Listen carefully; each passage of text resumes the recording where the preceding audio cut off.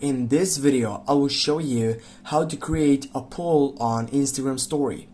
Firstly, when you open up your profile section on your account on Instagram, you need to go on that plus icon on the first selection on your right upper side. When you get up there, go on the third side, which is story, and right from here what you need to do, simply go for camera, or you can simply go and select a photo from your gallery, but I'm gonna simply take the photo right now.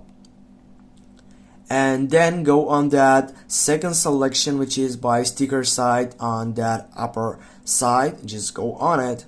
Then if you want to take over a poll, as you can see right here you have poll section, just tap on it and you can ask a question. For example, I'm gonna see just these tops and then go for CR7 or Leo Messi 10.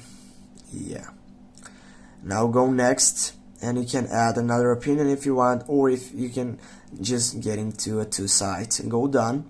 And now you can take over and add it to your story. Yeah, you can share the story and posts, and you can take over whatever you want.